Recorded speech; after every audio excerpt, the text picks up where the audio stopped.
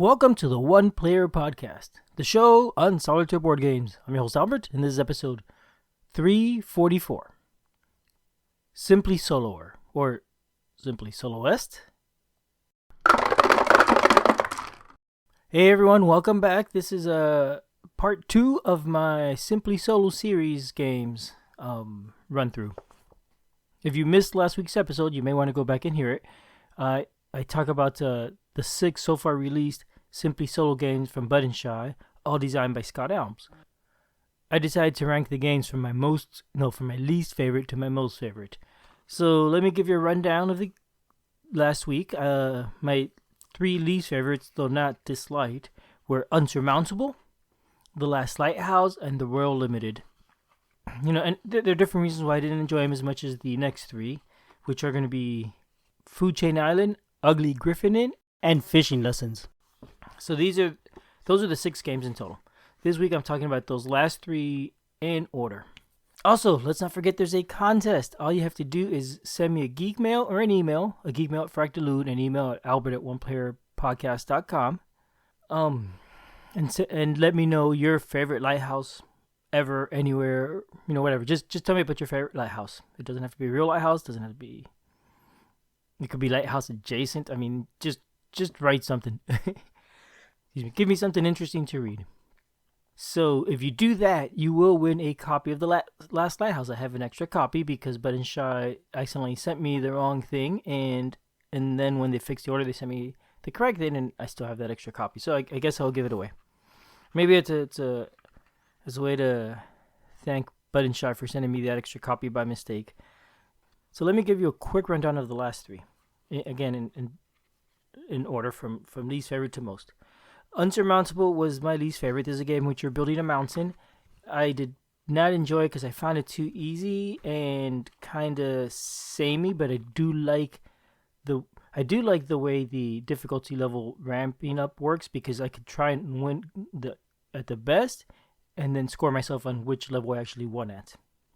Before that one, number 5, is The Last Lighthouse, the prize game, which is a really cool game about lighthouses in super creepy art. I like that a lot. And you're fighting nightmares or monsters or something that are flowing towards the lighthouse from the ocean.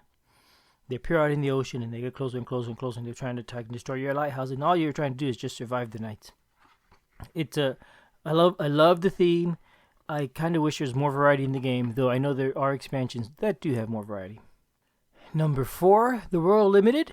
This is a train game in which you're building the train before it takes off. You're the conductor, and you're basically arranging the cars in the correct order and putting the passengers in the car. It's a very, very tight game, and placing the cards playing cards from your hand at the right time. So you're really managing your hand very carefully, and trying to fill all the train, and hopefully finish with a perfectly packed train or no empty space.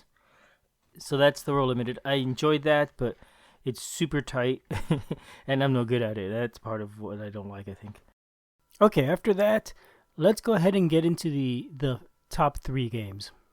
Without further ado, all right, number 3, Ugly Gryphon Inn. This is a game in which you are the proprietor of an inn, and you're filling it with guests. You have rooms for the night, and you have a bar. Patrons come in, they hang out in the bar, and some of the folks at the bar end up deciding they need a room for the night. I guess because they drank too much and now they're tired, or maybe they just came and had dinner and now are ready for their room. Whatever. So the way the game works is you have 4 guests at the bar or the restaurant, whatever it is. There are 4 cards played horizontally along the bottom, and then on the side you're going to have your inn, which, interestingly enough, the inn is a tall tower with a single room on each floor, apparently. And you always put guests at the lowest available floor. So each turn you'll take one of the guests at the bar and put them at the inn, at the bottom space. The next one will go in the space above that. Each round you put a guest from the bar into the inn, and then you refill the bar and keep repeating that. There are some caveats. So the guests are pretty persnickety, and they're very finicky, and if things aren't their way, they just leave. they're all fantasy guests. There's orcs and trolls and wizards and mermen probably and all sorts of stuff. I guess there's 18 different guest cards. So yeah, there's a lot of types of guests. There's 3 goblins, and so the guests I mentioned, they're very picky. Every guest has a preference of food or drink from the restaurant, and there's restrictions like some cards will say, "Oh, this guest, for example, maybe a nun or something, cannot be between people that drink." So the nun has to be next to food guest only, not drink guest. And if she isn't, she'll leave. Sometimes, not the nun, for example, but some of the other guests will leave and take some of the other guests with them, or maybe move things around. I think there's a wizard that if he's unhappy, he rearranges everything before he leaves. I don't remember exactly all the cards, but that's the idea. So you're playing all these cards in order. If a guest leaves, everybody moves down one room. And then the next round, you'll now see if the rule's broken for them. Actually, and you start from the top down. So if a guest leaves because their rule was broken, then you go to the guest below that and see if their rule was broken, but not the one above it. Next round, you see the one above it. So that's how the game is working. You're doing this. There's another part of it, which is there's quirks. Some guests hate noise. Some guests hate smelly guests. Some guests hate fighting. And it's based on the bar. Each guest also has icons in their card. I think they all do. Maybe some don't. That represent fighting or smelliness or noisiness. If you have 3 of the same symbol out at the bar, then any guests that are annoyed by that, their quirks happen and then they get upset and leave. So you kind of need to manage who's at the bar. Like if you have 2 of something, you maybe want to take one of those so that you don't get the third one. But you also need to be careful about who you place next, because if you place the wrong guest, that could cause a cascading chain reaction of guests that suddenly leave. That's a problem, not only because that means you don't get paid, but because to win the game, you have to finish by going through the whole deck and still having at least 7 guests in the hotel. Basically half. That's it. I guess that's the easiest mode. You could also make it difficult by saying, I need more guests. I like this game. I'm not very good at it either, but I find it interesting, and there's a lot of puzzliness and figuring the things out, and I like the fantasy theme, and the cards are kind of silly. Some of the cards have funny names. I like the goblins, for example. There's 3 goblins.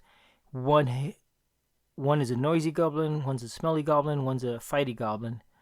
And they all leave if there's ever 3 goblins in the hotel. So you could place 2 of them, but not the third one. So, I don't know, they're just kind of silly, and I thematically, and I like that about them. There's also expansions for the game. They add different things. Some add more guests.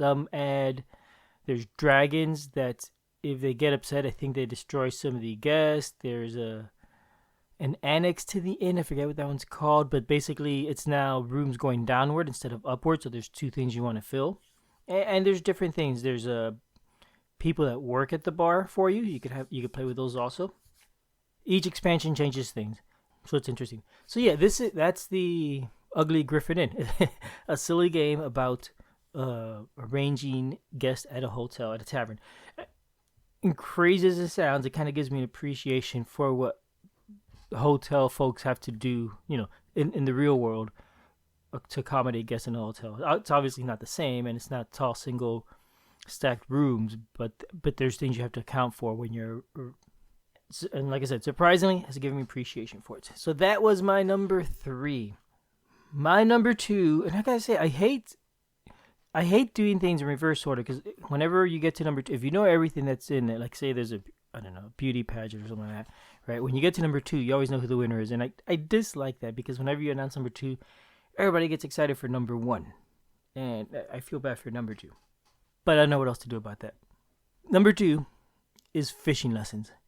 Oh my gosh, everybody! Food Chain Island! Ah! Right? So no, fishing lessons is a great game. Let's not gloss over it. Let's actually get into this, because I actually like this game a lot.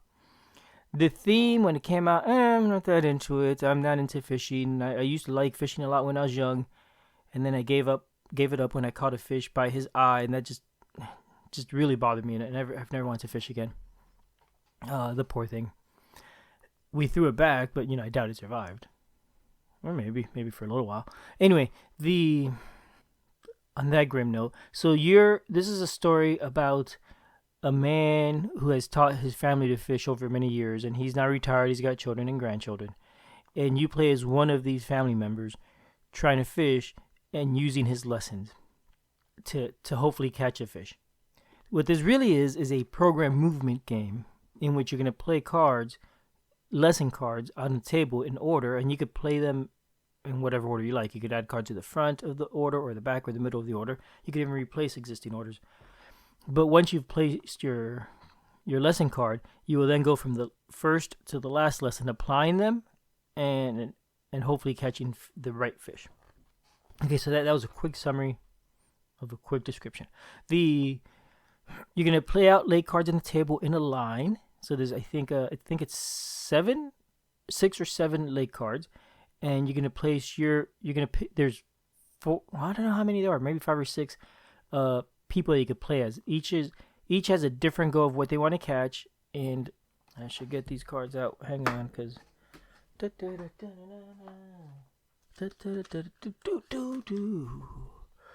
yeah. So yeah, there's 4 different people you could play as actually, and they're all relatives. There's not 4. There's 6. And there's not 8. There's 6.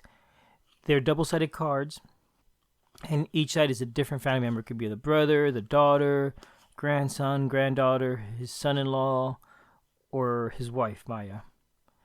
You play as one of those characters. They each want a different goal. And basically, the lake cards are double-sided. The back is just a picture of the lake, still with nothing in there. The front it has the picture of the lake with a couple fish in it, some number of fish. I think they're all 2. And each fish has a letter on it. The letters could be A, B, C, and T, I think. I guess T for trout, C for carp, I don't know, B for bass. L, there's no A, there's S. Shark? I don't know. I don't think it's a shark. It's a silver carp. Anyway, it tells you on the cards right there. B is bluegill. So C is flathead catfish. So anyway, each card has 2 fish with 2 different letters on it. And you've got all these face down. Each character wants to catch some combination of fish. For example, the brother wants to catch 2 bass, 2 catfish, and 2 trout. The neighbor's an expansion. The grandson wants 4S. Exactly. The wife wants 3C and 2B. Okay, to win, you have to have the exact number of that type of fish face up. Any other cards that don't contribute to that goal of having those letters face up, those fish face up, have to be face down. However, you can have other letters that are visible that are not part of your goal, as long as they do contain letters you need. So well, I'm not going to give a great example because it would be helpful to visualize it. But if you need 2S and 2T, you need 2 cards with S face up, 2 cards with T face up. All the other cards need to be face down. The cards that are face up can have other letters besides S and T, but they have to have S and T in them. And it has to be the exact number that you need of those 2. The rest doesn't matter what number you have up. Yeah, I think that should be clear enough. So that's how the game works. You're trying to do that. Oh, well, that's not how the game works. That's how how winning works. The way you get to that, because you start with the cards face down, and I really haven't told you how to flip cards over, is you have a hand of lessons.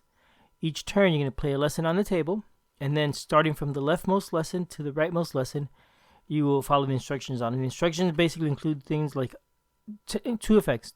Most of them are a move effect and a flip effect. They may be in different orders. Sometimes they may have 2 move or 2 flip, but it'll say things like move 2 spaces or move 1 or 2 spaces, and you move that character that distance, going left or right to a different lake card. You choose which direction it is, unless the card would tell you otherwise, which I don't think any do. And then some cards also have flips on them, or most cards have flip on them. It will tell you flip the card under your boat, or flip the card under your character card also. The character is on a boat. Or flip the cards adjacent to it only, but not the one under your boat. Or there's other combinations of things. There's some that say like flip a card 2 cards away. It doesn't matter if it's on the left or the right. Some may, well, actually no, I think it does always matter. Some will be both left and right. Some might say, oh, flip the two cards just immediately left of the boat or immediately right of the boat, whatever. So you play the card, you do your move, and you do your flip, and then that ends the turn. You now have some combination of cards face up. Depending on the difficulty level, you may just have one, or you may still need to do more. Assuming you haven't won, then you go to the next round. You have refilled your hand. You now play another card to the table. You could play it in front of the lessons that are already out, or after the lessons that are already out, or replace one of the lessons that's already out. Let's say I play it after. I now go through and do the lesson I had already done once. I'll move my boat, choose which direction and how far I want to travel, and I'll do any flips I have to do on that card. It may be flip first and move, or move first and flip, depends on the card. Then you move on to your next card and do the same thing. So you're going to end up potentially flipping cards back that you already flipped, or you're maybe flipping cards face up that haven't been face up, and then moving to new locations and doing the same thing and repeating, depending on how many cards are out, how many lessons are out. That's where the program movement comes in. I mentioned that at the beginning of talking about this game. You play the cards and then follow the effects of all the cards that have been played. And each round you add one more to that chain somewhere in that chain anyway. So that's the game. Keep playing until you've caught the right fish, and throw the rest back by flipping those cards face down. It sounds simple enough. It is challenging. That program movement stuff gets pretty challenging. I mean, you could sit there and think about it carefully and do the moves, but because the distance you can move is variable sometimes, it adds complexity to that. And I really like it. In my mind, because you're trying to get the cards either face up or face down, it's very much a binary puzzle. I don't know how true that is, but that's the way I think of it, and I suspect there is something to that. Whatever, I don't know if that's here or there. But yeah, that is fishing lessons. I really enjoy this game. I like the mechanic of it. I like the program movement. I like the very much a logic puzzle type of game. Even though, there isn't a whole lot of randomness, I guess. There is at first because you don't know which cards are face down, but as you start flipping them and learning what cards are available, you lose a lot of the randomness and you gain a lot of logic puzzle to it. The only randomness that will be remaining is what lesson are you going to draw.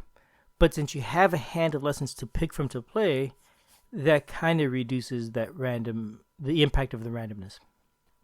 Because it is, I want to call it open information, but it's not exactly true until you've seen all the fish cards or deduce which cards are missing. I think that's what I like. I think what I like about this game so much is that it is a logic puzzle, and I do like logic puzzle games. There are a couple expansions for it. I think there might be an expansion collection for it, which they seem to like to do. But I have, I think, 2 expansions. One is Family Friends, which brings 2 more characters to play with. I think, is that the only card? Oh, and 2 lesson cards. So you just add those lessons to your game. I think you could always use the lessons. You don't have to include in the expansion. But if I remember right, when you play, you're going to discard a couple. You're going to shuffle them up and discard a couple, so you don't know which lessons you're going to have available for this game until you draw them all. The other expansion that I have is called Fabled Fish. I haven't tried this one at all yet, which has a couple new types of fish in there, and they have special powers. They're little fishes with stars instead of letters, and when you flip those, whenever you reveal it, you take some sort of action, which is generally either move your boat somewhere or flip other cards, which basically adds to the programming. that I could see that being much more complicated. I guess I move my boat 2 spaces to flip the card that I know has a magic fish, so that I could flip the card next to it. Yeah, that's a bit of a logic puzzle. Let me excuse me here. Yes, let's take you out, yo.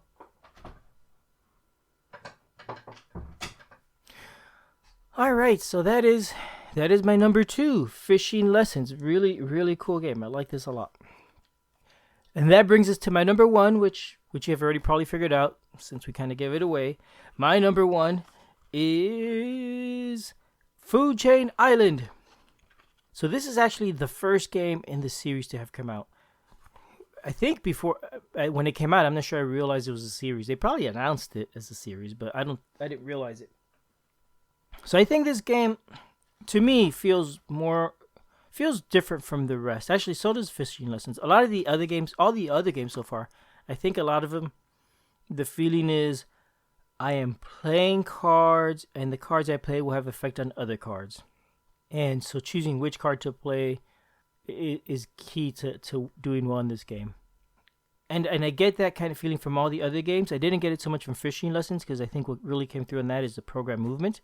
And it doesn't come through that way for me in Food Chain Island. I think folks might disagree with me on this one, and I think that's probably fine. It's just the way it feels to me. The last four all felt similar. These feel more unique.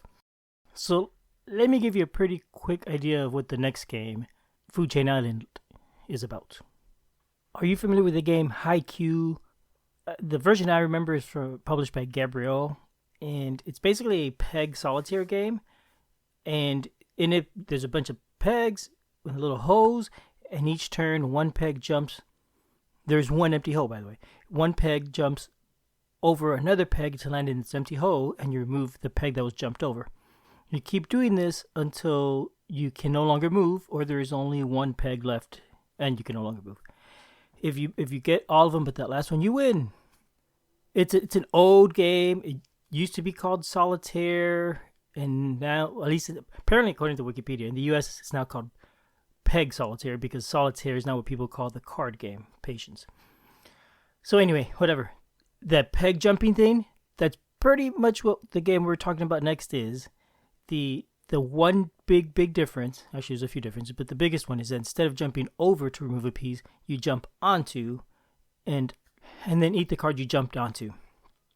If you get the idea of like trying to move and slowly reduce the size of the available pieces and kind of therefore the board, that's what the game is like in a very simplified nutshell. Food Chain Island. So this is a game about survival of the fittest, maybe.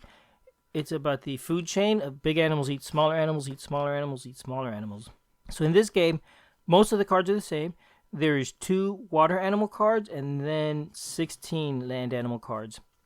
You're playing an island, so most of the game is really about the land animal cards. So let me just get the water animals out of the way. There's a whale and a shark. And when you play these, you're going to just have them available on the table. And once during the game, you could use one of those 2 cards for its effect. The rest of the cards are all land animals, and they're numbered 0 through 15. The 0 is actually not an animal, but a plant. Where's that card? Here it is. It's a plant. Eats nothing. The number 1 is an ant. It eats 0. Number 2 is a spider. It eats the number 1, the ant. All right. Number 3, the mouse eats a spider. Then the lizard eats the mouse. And so far, all the way up to where we got, 14. I have my cards out of order. Should have sorted these first. It would have made this a little easier. Number 13 is the gator. The lion eats the gator. Number 14, the lion eats a gator. And then number 15, the polar bear eats the lion. So that kind of gives you an idea of what the cards are like. The art on them is cute. It's cute and morbid. It has a picture of the animal eating whatever the card before it was. So the plant just has a picture of a plant. Then the ant has a picture of an ant eating the plant. The spider has a picture of the spider eating that ant, right, and so on. And at the end you see, and it's like a little it's the animal with little X's for the eyes showing its dead. So like the polar bear is eating a lion with his eyes closed as X. So I don't know. It's cutely drawn, but it's grim. The art style reminds me a lot of a children's book. That's actually what the look of this game is, I think. I bet you that's what they said. We want it to look like a children's book with cute little animals. Like the mouse is at a dinner table with a pink dinner table with a salt and pepper shaker and the upside down spider on a plate. I don't know. I don't think about the art too much because I do think it bothers me a little bit. Anyway, gameplay. So what you do in this game is you're going to lay out the cards in a grid. There's 16 cards. It's 4x4 grid. You're going to shuffle them all up and then play them face up randomly. So you got all sorts of different numbers next to each other. The way the game works is each round you move one animal to eat an adjacent animal. You choose which one. The only restriction is the cards have to eat a number that's 1, 2, or 3 lower than itself. So, for example, the lynx, number 10, can only eat 9, 8, or 7. right? The fox, the raccoon, or the snake. So it moves onto it and eats it. When a card eats another card, it then triggers its effect. And every single card has a different effect. The bat, for example, after the bat eats, move it to any other space. I guess because bats fly. The raccoon, when the raccoon eats, the next turn, if the predator eats a prey valued exactly 1 less, discard any one unstacked animal. So let's get you rid of an animal for free. The mouse, when the mouse eats, move 1 animal 1 or 2 spaces. So a lot of these cards, after it eats, it lets you rearrange the table space in front of you to hopefully make other cards more eatable. When a card eats another card, you basically move it on top of that other card, and you start getting a stack of taller and taller cards. So the game is really about figuring out which card to eat where, so you can then eat something else next, and maybe use that effect to help you, and finish the game with up to 3 stacks at most. If you do that, you have won the game. If you didn't finish with 3 or less, and you finish basically once you can't do any more moves. That could happen because the numbers are not near each other. For example, if you have a stack with a 7 on top and a stack with a 3 on top, they're 4 apart, so they couldn't eat each other. It's also an issue if they're not adjacent. If you may end up with stacks in the opposite corners, well, they can never eat each other. They're just way too far. This is where the whale and shark come in. They could help with this sort of thing. The whale lets you move 1 animal to any other space. The shark lets you move an animal 1 space to eat an adjacent animal with any lower value. So, and you can use those ones exactly each. So, when to use them is important, and how you use it and what you eat with it. So that's Food Chain Island. Very much a puzzly game, which again is what I like, since I like these kind of logic puzzle type games. There are expansions for it. There's an expansion collection, I believe, and they generally add more animals and more land animals, more sea animals, and also some sky animals. I forget how the sky animals work now. I have used them, but I don't remember offhand. I think in some cases you replace other cards. I probably always replace other cards. It's been a while since I played with those. And there's different themes. Like the sky animals will have different types of birds. There's a legendary creatures that has a... What's in this one? A mandrake, a death worm, a jackalope, a kraken, a phoenix. So yeah. So that is Food Chain Island. It's a game I really enjoy a lot, and it is very puzzly. And that is the end of looking at the 6 Button Shy Simply Solo games. I hope you have enjoyed this little series, and don't forget to enter the contest.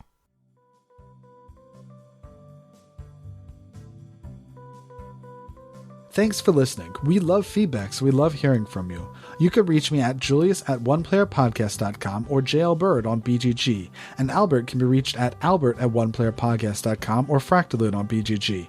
Our website is oneplayerpodcast.com with the number 1, and we're also on Twitter at oneplayerpodcast. The intro music is copyright Angus, can be found at jamendo.com. The transition music is copyright by Dan Elduce Pancaldi, whose page is at donpancaldi.com.